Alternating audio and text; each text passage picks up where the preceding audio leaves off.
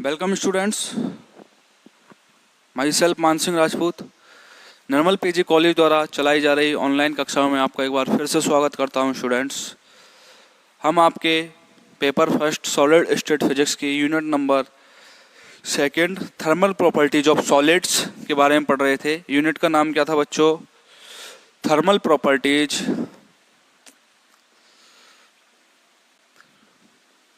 Of solids. तो इसलिए इससे पिछले लेक्चर में हमने पढ़ा था डीवाई मॉडल। डीवाई ने क्या मॉडल दिया था, क्या क्या परिकल्पनाएं मानी थी। तो हमको सतत माध्यम में कंपन विधाओं की संख्या या फिर प्रसामान्य विधाओं की संख्या क्या प्राप्त हुई जब हमने ओमेगा से ओमेगा प्लस डी ओमेगा आवृत्ति परास के मध्य कंपन विधाओं की संख्या या मैं बोलूं प्रसामान्य विधाओं की संख्या ज्ञात की। तो देखो बच्चों क्या प्राप्त हुई, Z omega D omega equal to कितनी प्राप्त हुई, Z omega D omega equal to B over 2 pi square 2 over B T का Q plus 1 over B L Q D omega के बराबर। ये क्या प्राप्त हुई आपको? Frequency range omega to omega plus D omega, number of vibration in continuous medium, या फिर बोल सकते हो आप सतत माध्यम में कंपन विधाओं की संख्या। कौन सी फ्रीक्वेंसी रेंज में? ओमेगा से ओमेगा प्लस डी ओमेगा में कितनी प्राप्त हुई बच्चों? B over 2 pi square 2 over B T Q plus 1 over B L Q D omega. जहां पर आपका बी टी क्या होता था बच्चों? बी टी क्या होता था? अनुप्रस्थ तरंगों का वेग। क्या होता था? अनुप्रस्थ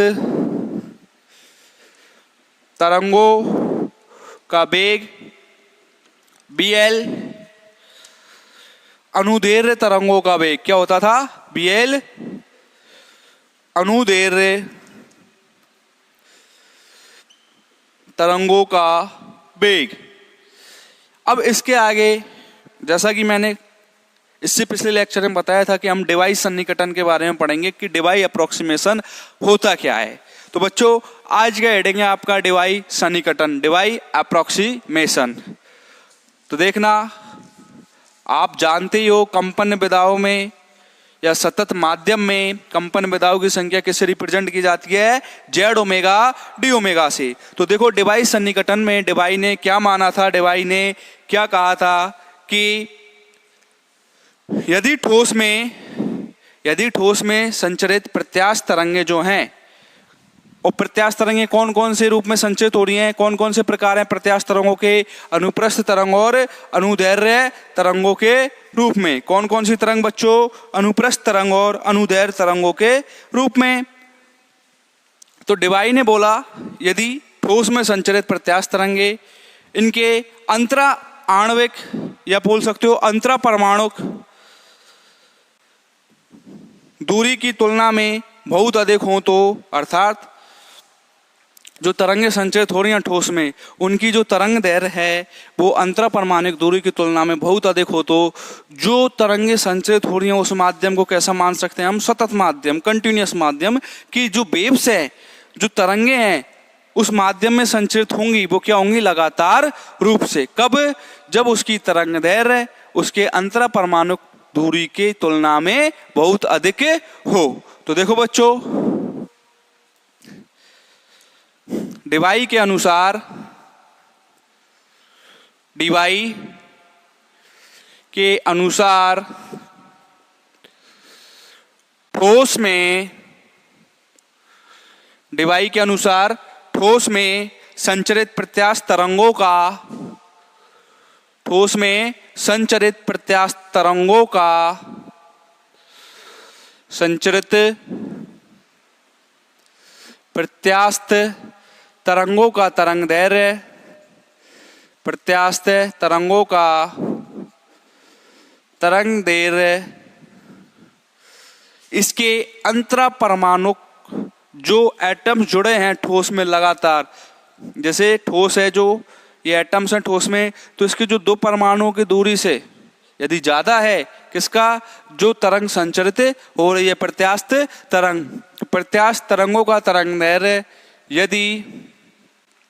यदि इसके अंतरा परमाणुक दूरी, यदि इसके अंतरा परमाणुक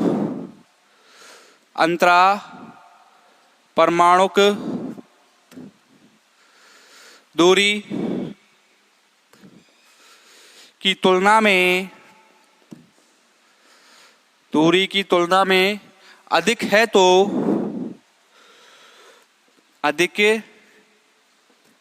तो क्या, जो लैम्डा है, लैम्डा क्या है, जो तरंग संचरित हो रही है ठोस में, और कौन सी तरंग है वो, इलास्टिक वेव, प्रत्यास्थ तरंग। और प्रत्यास्थ तरंगों में कौन कौन से रूप हैं, अनुदैर्घ्य तरंग और अनुप्रस्थ तरंग।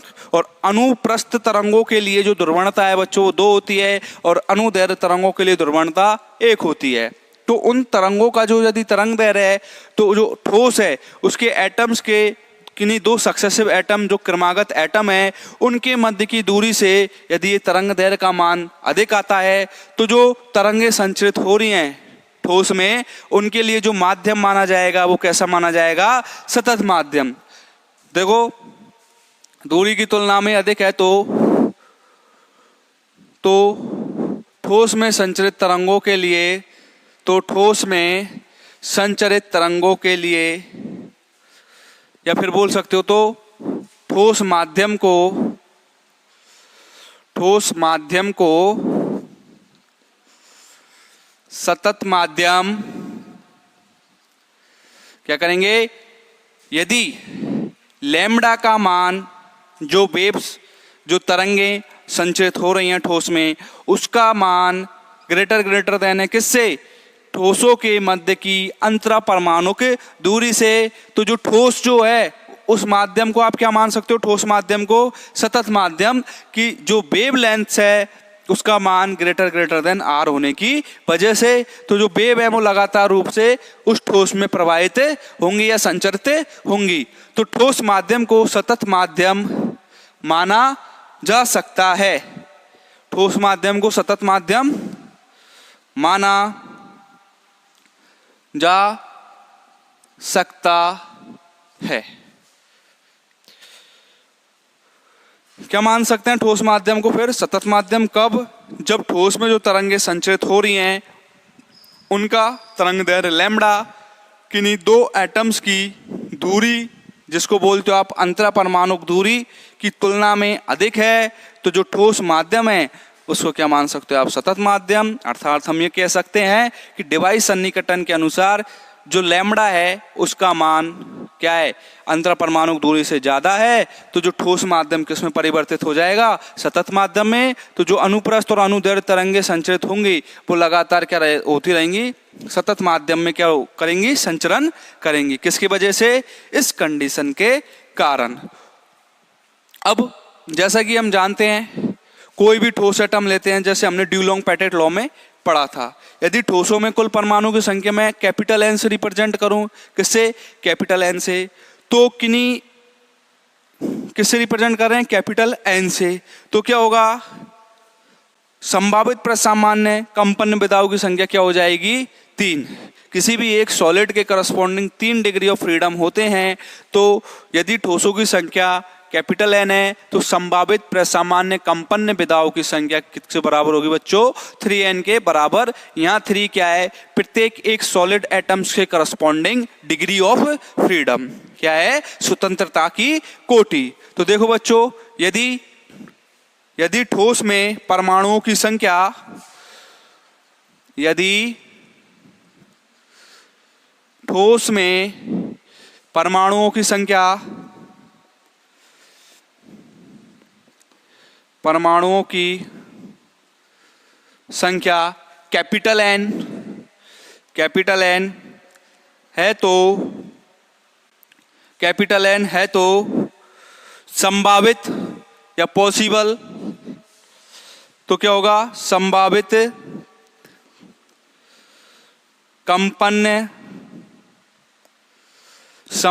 कंपन्य प्रसामान्य विधाओं की संख्या, प्रसामान्य विधाओं की संख्या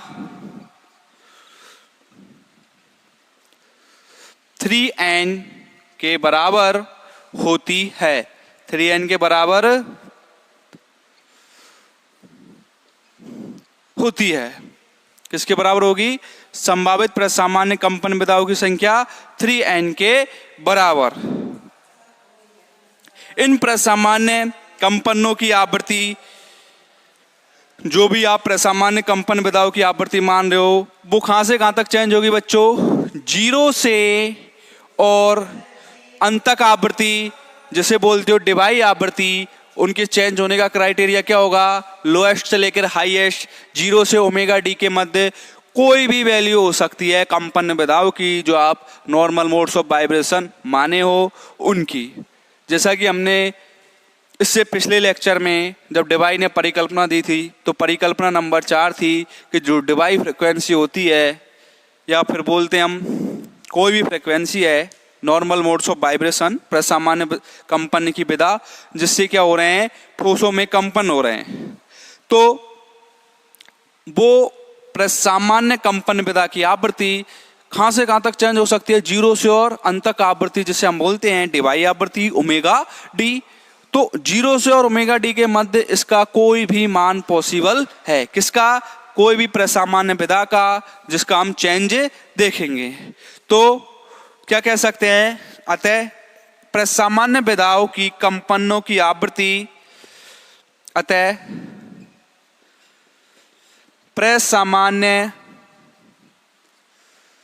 विधाओं की कंपन आवृत्ति, या फिर बोल सकते हो जो कंपनों की आवृत्ति है, कहां से कहां तक चेंज होगी बच्चों? 0 से अंत तक आवृत्ति ओमेगा डी तक। अतः प्रसामान्य विधाओं की कंपन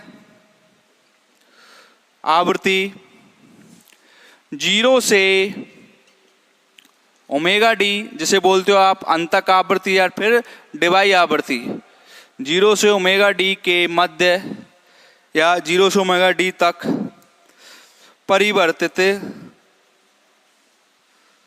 होती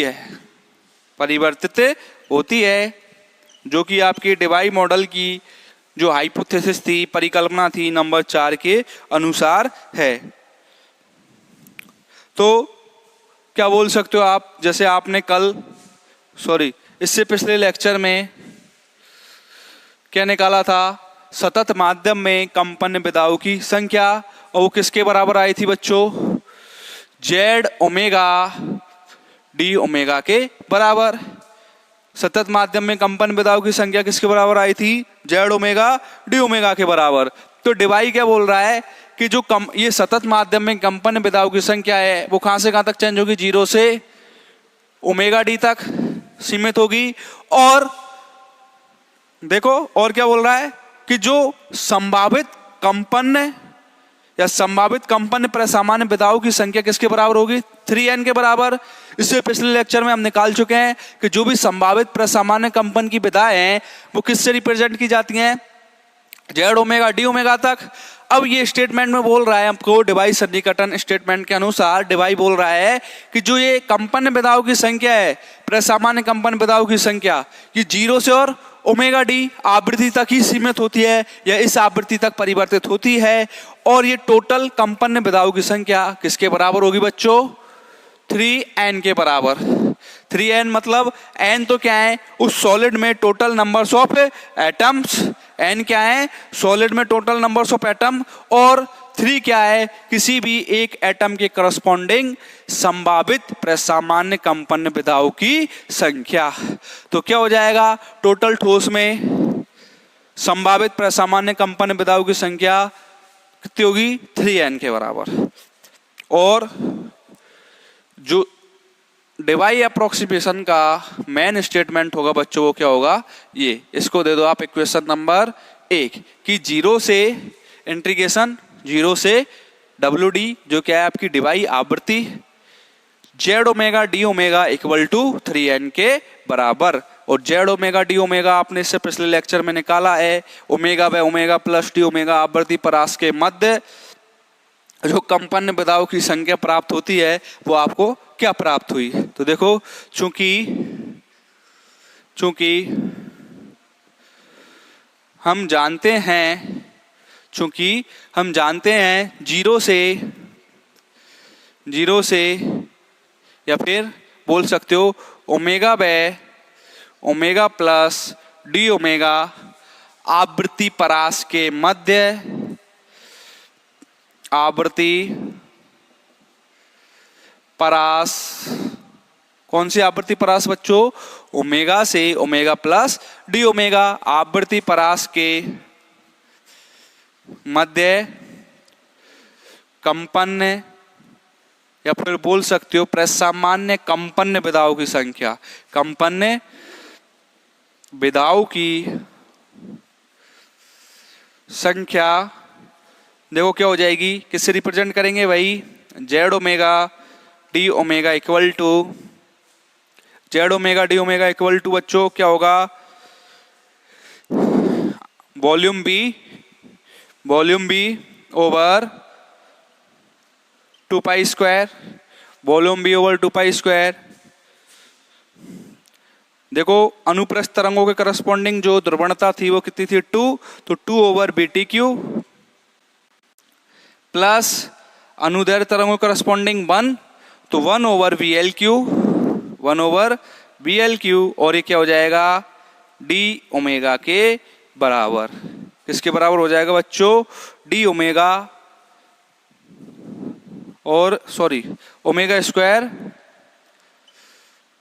डी ओमेगा के बराबर। ये क्या थी आपकी आवृत्ति परास ओमेगा प्लस डी ओमेगा के मध्य कंपन विधाओं की संख्या जो रिप्रेजेंट की जाती थी वो क्या रिप्रेजेंट की जाती थी आपकी, Z omega D omega equal to आयतन बी ओवर 2 पाई स्क्वायर और 2 over B T Q plus 1 over B L Q omega square D omega के बराबर। इसको दे दो बच्चों आप समीकरण नंबर 2, क्या दे देंगे, समीकरण नंबर 2।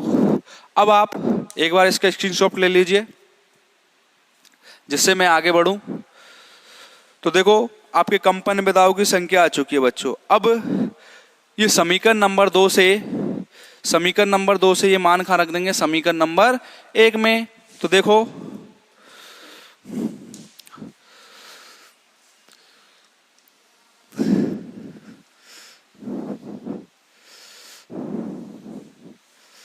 समीकरण 2 से मान समीकरण 1 में रखने पर, समीकरण 2 से मान समीकरण 1 में रखने पर देखो क्या होगा, जब 2 से मान 1 में रख दोगे, इंटीग्रेशन 0 से ओमेगा डी, इंटीग्रेशन 0 से omega D, Z omega D omega का मान देखो समीकरण नंबर 2 से क्या है बच्चों, B over 2 pi square, B over 2 pi square 2 over B T Q, 2 over B T Q plus 1 over P L Q omega square D omega, omega square D omega equal to 3n के बराबर। किसके बराबर हो जाएगा, omega square D omega equal to 3n के बराबर। अब क्या करो बच्चों, जो भी क्वांटिटी बाहर हो रही है उनको बाहर कर लो। तो देखो क्या हो जाएगा आपका, b over 2 pi square, b over 2 pi square 2 over B T Q plus 1 over B L Q integration 0 से ओमेगा डी। देखो ये वाली टर्म्स कहाँ रख दी हमने बाहर, और इंटीग्रेशन ओनली ऑन किसका होगा, omega square D omega equal to 3n in frequency range 0 to omega D. कि कोई भी प्रसामान्य कंपन की विधा होगी वो कहाँ से कहाँ तक चेंज होगी बच्चों, आपकी डिवाई के हाइपोथेसिस के अनुसार, डिवाई की परिकल्पना के अनुसार 0 से ओमेगा डी के मध्य कुछ भी मान हो सकता है। किसका, किसी भी प्रसामान्य कंपन की विधा का। तो देखो इसका इंटीग्रेशन करोगे तो क्या आएगा आपका, देखो बच्चों, ये क्या हो जाएगा, b over 2 pi square, b over 2 pi square 2 over B T Q plus 1 over V L Q. ये क्या हो जाएगा, omega D Q by 3 equal to 3n के बराबर। यही होगा, omega D Q by 3 equal to 3n। देखो यहां ओमेगा डी क्या होगी, आपकी डिवाई आवृत्ति क्या होगी बच्चों, ओमेगा डी रिप्रेजेंट करेगी आपकी डिवाई आवृत्ति या फिर अंतक आवृत्ति।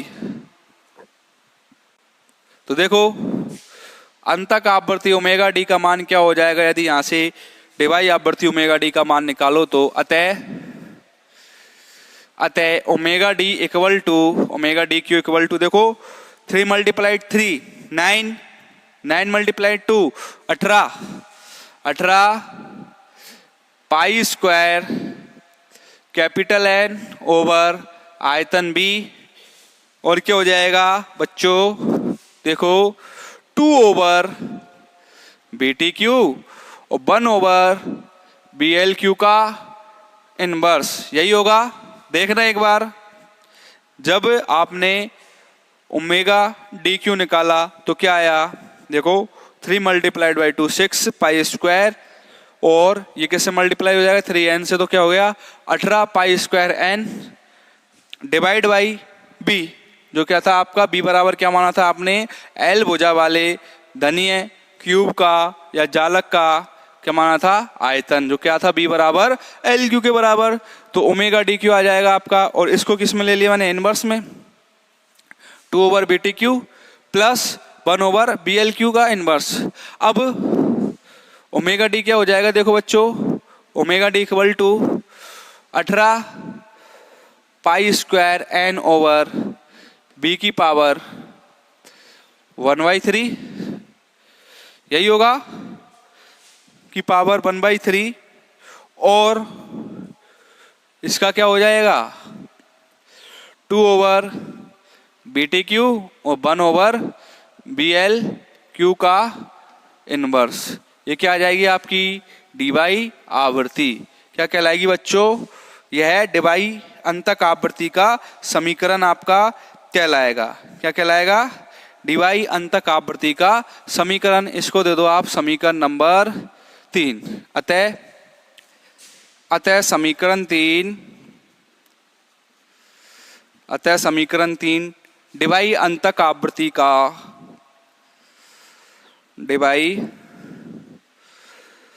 अंतक आवृत्ति का समीकरण कहलाता है।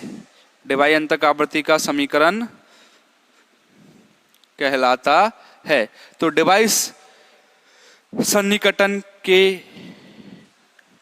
परिणाम स्वरूप आपको क्या प्राप्त हुई बच्चों, डिवाई की आवृत्ति, या फिर बोल सकते हो आप डिवाई अंतक आवृत्ति, जिसे हम रिप्रेजेंट करते हैं omega D equal to 18 pi square N over आयतन बी की पावर 1/3 और 2 over B T Q plus 1 over B L Q की पावर -1/3। बच्चों क्या होगा 1/3, क्या हो जाएगा इनवर्स में 1/3 के बराबर। अब बच्चों यदि मैं जो आपका समीकरण नंबर 2 था, समीकरण नंबर 2 को जब आपने समीकरण नंबर 1 में रखा था, सॉरी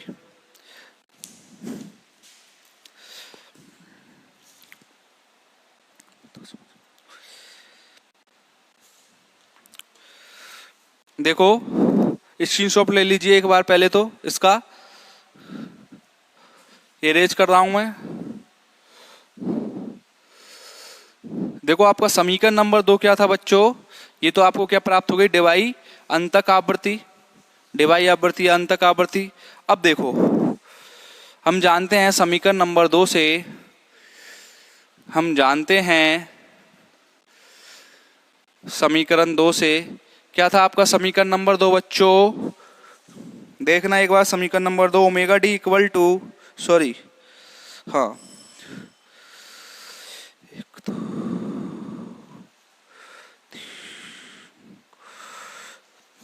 समीकरण नंबर 2 देखो क्या था, Z omega D omega equal to, देखो बच्चों समीकरण नंबर 2 क्या था आपका, Z omega D omega equal to B over 2 pi square, B over 2 pi square 2 over B T Q plus 1 over V L Q omega square D omega के बराबर। ये क्या था आपका इक्वेशन नंबर 2। अब यदि मैं समीकरण नंबर 3 से मान समीकरण नंबर 2 में रख दूं तो देखो बच्चों आपको क्या वैल्यूज प्राप्त होंगी। देखो मैं समीकरण नंबर 2 से ये वाला मान निकाल लूं 2 ओवर बी टी क्यू। देखो समीकरण नंबर अतः समीकरण 3 से समीकरण 3 से देखो आपकी जो वैल्यू है वो क्या प्राप्त हो रही है आपको, omega D Q equal to 18 pi square N over B, 18 pi square N over B और 2 over B T Q plus 1 over B L Q का इनवर्स। देखो बच्चों ये था आपका समीकरण नंबर 2 और ये क्या था समीकरण नंबर 2, यही प्राप्त हो रहा था आपको 3, ठीक है ना। तो देखो यहां से मैं जो ये वाली टर्म दिख रही है आपको जो सर्किल के अंदर है इसका मान मैं निकालूंगा यहां से। तो देखो क्या वैल्यू आएगी, यदि मान निकालता हूं तो मैं बच्चों 2 over B T Q plus 1 over B L Q equal to 18 pi square N over B omega D का क्यू, यही आएगी। देखो ये इनवर्स में आ जाएगा, नीचे ये वैल्यू इधर चली जाएगी और ये वैल्यू इधर आ जाएगी। तो क्या हो जाएगा 18 pi square N over B omega D का क्यू। ये दे दो आप समीकरण नंबर 4। अब समीकरण नंबर 4 से मान उठा के कहाँ रख दो बच्चों, समीकरण नंबर 2 में इस स्थान पर। तो देखो आपको जो रिलेशन प्राप्त होगा क्या प्राप्त होगा, अतः समीकरण नंबर 4 से मान समीकरण नंबर 2 में रखने पर, अतः क्या करेंगे इक्वेशन नंबर 4 से जो वैल्यू है वो कहाँ रख देंगे इक्वेशन नंबर 2 में। इक्वेशन 2 में रखने पर तो देखो इक्वेशन नंबर 2 क्या है आपकी, Z omega D omega, Z omega D omega equal to B over 2 pi square, B over 2 pi square multiplied by omega square D omega, omega square D omega, omega square D omega. अब ये value रख दो, इसकी value क्या है देखो बच्चों 18 pi square N क्या है 18 पाई स्क्वायर एन ओवर आयतन बी और डिवाई आवृत्ति ओमेगा टी का ओमेगा डी का क्यू। ये वैल्यू आ गई आपकी कब, जब मैंने 2 ओवर बी टी क्यू और 1 ओवर बी एल क्यू का मान जो आपकी डिवाई आवृत्ति प्राप्त हुई थी वहां से कंपनसेट करके रख दिया। तो देखो जो वैल्यूज कट रही हैं उनको काट दो, बी से बी कैंसिल आउट और पाई स्क्वायर से पाई स्क्वायर कैंसिल आउट, 2 से ये 9 टाइम्स। तो देखो जो वैल्यू आएगी आपकी जेड ओमेगा डी ओमेगा की क्या आ जाएगी बच्चों, जेड ओमेगा डी ओमेगा ये क्या है ओमेगा व ओमेगा प्लस डी ओमेगा आवृत्ति परास के मध्य कंपन विधाओं की संख्या है। अब हम निकालेंगे ओमेगा, ये सब क्यों कर रहे हैं, ये वैल्यूज क्यों रखी हमने, क्योंकि ओमेगा व ओमेगा प्लस डी ओमेगा आवृत्ति परास के मध्य में कंपन विधाओं की संख्या निकाल सकूं किस फॉर्म में, डिवाई आवृत्ति की फॉर्म में या फिर अंतक आवृत्ति के रूप में। तो देखो क्या हो जाएगा आपका 9 omega square capital N D omega divided by omega D का क्यू। देखना यही आ रहा है क्या, 9 N omega square D omega और ओमेगा डी का क्यू। ये आपको क्या प्राप्त हो गई वैल्यू किसकी, ओमेगा व ओमेगा प्लस डी ओमेगा आवृत्ति परास के मध्य कंपन विधाओं की संख्या इन द फॉर्म ऑफ अंतक आवृत्ति या फिर कट ऑफ फ्रीक्वेंसी या फिर डिवाई फ्रीक्वेंसी। इसको बच्चों बोल दो आप इक्वेशन नंबर 5। क्या बोल दोगे? इक्वेशन नंबर 5 क्या कहलाएगी ये? वही सतत माध्यम में कंपन विधाओं की, सतत माध्यम में कंपन विधाओं की संख्या कहलाएगी in the form of omega D, in the form of omega D के तुल्य। तो देखो, यदि मैं डिवाइस सन्निकटन लेते हुए विधा घनत्व जिसको रिप्रेजेंट कर रहा हूं जेड ओमेगा से और ओमेगा के मध्य यदि ग्राफ खींचूं तो देखो क्या आएगा। क्या करूंगा? सतत माध्यम में, सतत डिवाइस सन्निकटन के अनुसार कंपन विधा जेड ओमेगा और आवृत्ति ओमेगा के मध्य यदि क्या दूं, ग्राफिकल रिप्रेजेंटेशन दूं तो क्या आएगा? देखो,